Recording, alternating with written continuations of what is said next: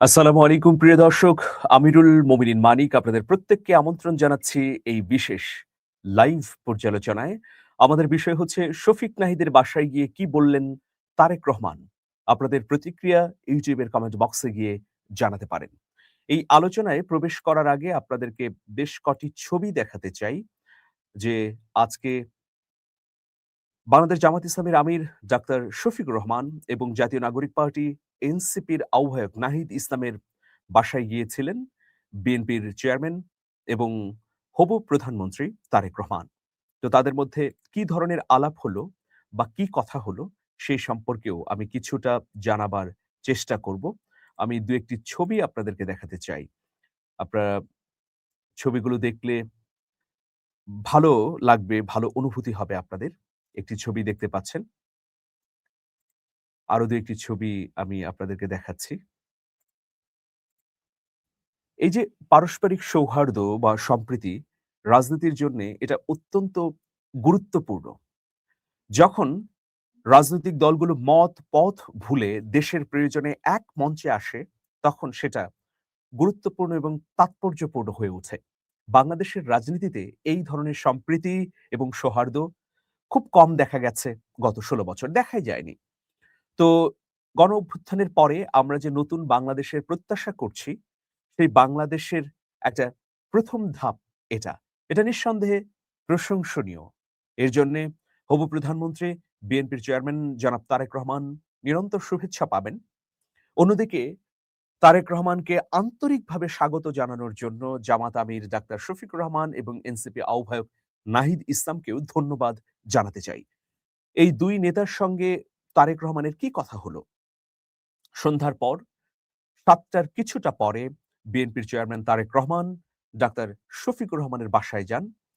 তারেক রহমানের সঙ্গে ছিলেন বিএনপির মহাসচিব মির্জা ফখরুল ইসলাম আলমগীর, স্থায়ী কমিটির অন্যতম গুরুত্বপূর্ণ সদস্য নজরুল ইসলাম খান। অন্যদিকে জামাতের আমিরের সঙ্গে ছিলেন নায়েবে আমির ডাক্তার সৈয়দ আব্দুল্লাহ মোহাম্মদ তাহির এবং সহকারী সেক্রেটারি জেনারেল ইহসানুল মাহবুব জুবায়ের। মূলত এই ৫ জন মিলে, এই ৬ জন মিলে বৈঠকটি অনুষ্ঠিত হয়। ২ নেতা এবং ২ দলের ২ জন করে ব্যক্তি। তো তারেক রহমান জামাত আমিরের বাসায় গিয়ে কুশল বিনিময় করেন আমিরের সঙ্গে। এরপর দেশ পরিচালনায় বিরোধী দলের নেতা হিসেবে জামাত আমিরের তিনি সহযোগিতা চান।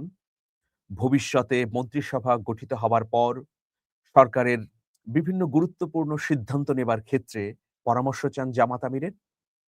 ২ নেতার মধ্যে এই ধরনের সৌহার্দ্যপূর্ণ কথাবার্তা এবং আলোচনা হয়। ২০ মিনিটের মতো জামাত আমিরের বাসায় ছিলেন তারেক রহমান। এরপর তিনি বেরিয়ে গেছেন। এখানে আরো গুরুত্বপূর্ণ বেশ কটি ঘটনা ঘটেছে। যেমন তারেক রহমান যখন জামাত আমিরের বাসায় উঠলেন, তখন সে ওঠার পথেই শিশুরা তারেক রহমানকে অভিনন্দন জানান।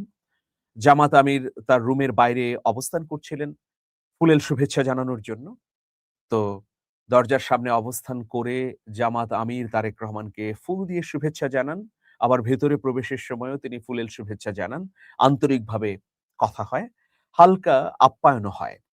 তো ২ নেতার এই আলাপচারিতার মধ্যে গুরুত্বপূর্ণ যে বিষয়টি উঠে আসে, দেশের আইন শৃঙ্খলা অবস্থাকে উন্নতি ঘটাতে হবে। নির্বাচন পরবর্তী বিভিন্ন জায়গায় যে সহিংসতা হচ্ছে, সেটা বন্ধ করতে হবে।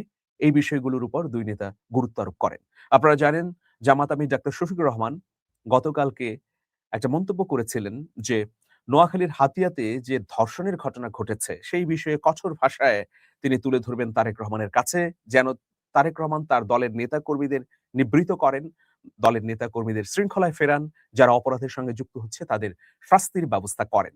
তো আজকে তারেক রহমানের সঙ্গে জামাত আমির শফিকুর রহমান এই বিষয়টিও তুলে ধরেন। তিনি বলেন যে, নির্বাচন পরবর্তী সময়ে নানা জায়গায় সহিংসতা হচ্ছে। বিএনপির নেতাকর্মীরা জামাত সহ এনসিপির নেতাকর্মীদের উপর হামলা করছে। প্রতিউত্তরে তারেক রহমান তিনি সব বিষয়গুলোই তার পর্যবেক্ষণে রয়েছে। আইন শৃঙ্খলা রক্ষাকারী বাহিনীকে যার অবস্থান থেকে দায়িত্ব পালনের জন্য আহ্বান জানিয়েছেন বলে উল্লেখ করেন। ভবিষ্যতে এই ধরনের ঘটনার যেন পুনরাবৃত্তি না হয় কোনো পক্ষ থেকেই, সেটাও তিনি বলেন। একইভাবে জামাতের নেতৃবৃন্দকেও সতর্ক থাকার জন্যে আমিরের প্রতি আহ্বান জানান, যেন তারাও কোনো ধরনের এই ধরনের বা এই জাতীয় সহিংসতার ঘটনা উস্কে না দেন। মোটামুটি এই বিষয়গুলো নিয়েই প্রাথমিকভাবে আলোচনা হয়েছে। তবে অনেকে বলেছেন যে জাতীয় সরকার নিয়ে কোন ধরনের আলোচনা হবে কিনা বা বিএনপি চেয়ারম্যান তারেক রহমান জামাতকে তার সরকারে যোগ দেবার জন্যে আমন্ত্রণ জানাবে কিনা? না, সেই ধরনের কোনো কথা হয়নি। তবে মন্ত্রিপরিষদের শপথ অনুষ্ঠানে যেন জামাত নেতারা উপস্থিত থাকেন, সেইজন্যে আমন্ত্রণ জানিয়েছেন। তো এই ছিল মোটা দাগে শফিকুর রহমানের সঙ্গে তারেক রহমানের বৈঠক, আলোচনা এবং কথার বৃত্তান্ত।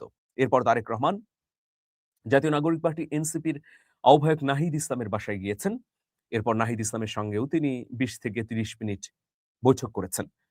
জামাত আমিরের সঙ্গে যে কথাগুলো ছিল একই রকম কথাবার্তা হয়েছে নাহিদ ইসলামের সঙ্গে। তবে গণঅভ্যুত্থানের পর বা নাহিদ ইসলামের সঙ্গে তারেক রহমানের এই ১ম সাক্ষাৎ হলো। কারণ এর আগে নাহিদ ইসলাম কখনোই তারেক রহমানের সঙ্গে সাক্ষাৎ করতে যাননি। তবে গণঅভ্যুত্থানের পর যখন গণঅভ্যুত্থানের সংগঠকরা চ্যানেল 24 এ সাক্ষাৎকার দিতে গিয়েছিলেন, ওই সময় ভিডিও কলে তারেক রহমানের সঙ্গে গণঅভ্যুত্থানের সংগঠক নাহিদ ইসলাম, হাসনাত আব্দুল্লাহ, সার্জিস আলম সহ আরো বেশ কয়েকজনের প্রাথমিক কথাবার্তা হয়েছিল। এরপর তারেক রহমান বাংলাদেশে আসার পরেও নাহিদ ইসলামের সঙ্গে সাক্ষাৎ হয়নি। তো সাক্ষাৎটি এইজন্য খুবই গুরুত্বপূর্ণ। তারেক রহমান নাহিদ ইসলামের বাসায় যাওয়ায় এনসিপির আহ্বায়ক কৃতজ্ঞতা জানান, তিনি ধন্যবাদ জ্ঞাপন করেন। পাশাপাশি তারেক রহমানও নাহিদ ইসলামকে এই নির্বাচনে অংশগ্রহণ করা এবং নির্বাচনকে উৎসবমুখর করবার জন্যে ধন্যবাদ জানান। পাশাপাশি গণঅভ্যুত্থানের চেতনাকে সমুন্নত রাখতে বিএনপি সরকারের তরফ থেকে যা করা দরকার তাই করবেন বলে প্রত্যাশা করেন নাহিদ ইসলাম। তারেক রহমানও প্রতিশ্রুতি দেন যে জুলাই সনদ অনুযায়ী যা করা দরকার তিনি করবেন। তো ২ নেতার সঙ্গে তারেক রহমানের এই বৈঠক সৌহার্দ্যের বার্তা ছড়িয়ে দিচ্ছে। এই বার্তা যদি রাজনৈতিক দলগুলোর তৃণমূল পর্যন্ত পৌঁছায়, তৃণমূলের নেতাকর্মীরা যদি এই উপলব্ধিটুকু করে যে যেহেতু আমাদের শীর্ষ নেতারা বারবার সম্প্রীতির আহ্বান জানাচ্ছেন, তারা মত পথ ভুলে বারবার এক হচ্ছেন, সুতরাং আমাদেরও দেশের প্রয়োজনে গণতন্ত্রের স্বার্থে সার্বভৌমত্ব রক্ষায় এক থাকা প্রয়োজন। তবে রাজনৈতিক দলগুলোর মধ্যে তীব্র মতবিরোধ থাকবে, কথার যুদ্ধ হবে, একজন আরেকজনের বক্তব্যকে যুক্তি দিয়ে নালিফাই করবে। কিন্তু দিন শেষে দেশের প্রয়োজনে শান্তি শৃঙ্খলা রক্ষায় আবার তারা এক জায়গায় আসবেন। এটাই আমরা প্রত্যাশা করি। আপনাদের নিশ্চয়ই মনে আছে ২০১৪ সালের ঘটনা। শেখ হাসিনা বেগম খালেদা জিয়াকে ফোন দিয়েছিলেন। সেই ফোন আলাপের মধ্য তীব্র অসন্তোষ আমরা দেখতে পাই শেখ হাসিনার কণ্ঠে। ২ নেত্রীর সেই আলাপের পর থেকে গণতন্ত্র একেবারে সুদূর পরাহত হয়ে যায়। এরপর ২০১৪ সালের নির্বাচনে বিএনপি অংশগ্রহণ করা থেকে বিরত থাকে। ১৮ সালের নির্বাচনে অংশগ্রহণ করলেও সেখানে রাতেই ভোট অনুষ্ঠিত হয়। আর ২৪ এর নির্বাচনের কথা তো সবাই জানেন। আমরা ঐরকম বাংলাদেশ দেখতে চাই না যে একদল কেবলমাত্র মতের কারণে আরেক দলকে হত্যা করার জন্য প্রস্তুতি নেবে। কেবলমাত্র চিন্তা, চেতনা এবং আ আদর্শের কারণে হত্যাযোগ্য করে তুলবে একদল আরেক দলকে। সামাজিক যেকোনো অনুষ্ঠান বর্জন করবে। বিয়ের অনুষ্ঠান তো দূরের কথা। একজন আরেকজনের সঙ্গে দাঁড়িয়ে ছবিও তুলবে না। যদি দলের নেতাকর্মীরা এটা দেখে আবার বীতশ্রদ্ধ হয় বা এটা নিয়ে বিতর্ক তৈরি হয় যে কেন বিএনপির নেতা অন্য বিরোধী নেতার সঙ্গে দেখা করল। ১৬ বছরে এই ধরনের ঘটনা অহরহ দেখেছি। এবার আমরা আর দেখতে চাই না। নির্বাচন পরবর্তী যে সহিংসতার ঘটনাগুলো দেখলাম তা অত্যন্ত দুঃখজনক। যেহেতু সরকারে যাচ্ছে বিএনপি, বিএনপির দায়িত্বটা বেশি। বিএনপির পক্ষ থেকে যদি এখনই কঠোর উদ্যোগ না গ্রহণ করা হয়, তাহলে এটা মহামারী আকার ধারণ করবে। অন্যদিকে জামাতকেও সহনশীল ভূমিকা এবং প্রজ্ঞা দিয়ে পরিস্থিতিকে পর্যালোচনা করতে হবে। জামাত অফুরন্ত সুযোগ পেয়েছে বিরোধী দলে গিয়ে।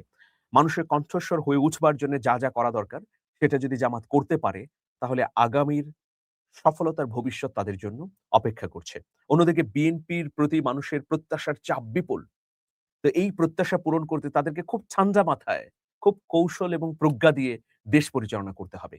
আইন শৃঙ্খলা পরিস্থিতির উন্নতি যেমন ঘটাতে হবে, একইভাবে আমাদের শৃঙ্খলা বাহিনীর কাঠামোকেও নতুন করে ঢেলে সাজাতে হবে। বিচারের যে দাবিগুলো ঝুলে আছে, বিশেষ করে উসমান হাদি হত্যার বিচার, সেই বিচার দ্রুততম সময়ের মধ্যে নিষ্পত্তি করতে হবে। এর বাইরে অনেক বিষয় আনসেটেল আছে। সেগুলোকে দায়িত্বের ১ম ৬ মাসের মধ্যে অগ্রাধিকার ভিত্তিতে নিতে হবে এবং সমাধান করতে হবে। তবেই মানুষের আকাঙ্ক্ষা পূরণ হবে। বিএনপির প্রতি মানুষের যে প্রত্যাশা, সেটা কিছুটা হলেও পূরণ হবে। সরকারে গিয়ে জনতুষ্টি বা জনসমর্থন ধরে রাখা খুব কঠিন। প্রতিদিনই সরকারের জনপ্রিয়তা হ্রাস পায়। সেই জন্য বিএনপির জন্য বড় চ্যালেঞ্জ। অন্যদিকে জামাত নিজেকে আরো গ্রহণযোগ্য করে তোলার অবারিত সুযোগ পাচ্ছে। দেখি কোন দল কিভাবে এইসব সুযোগ কাজে লাগায়। সবাই ভালো থাকবেন। আল্লাহ হাফেজ।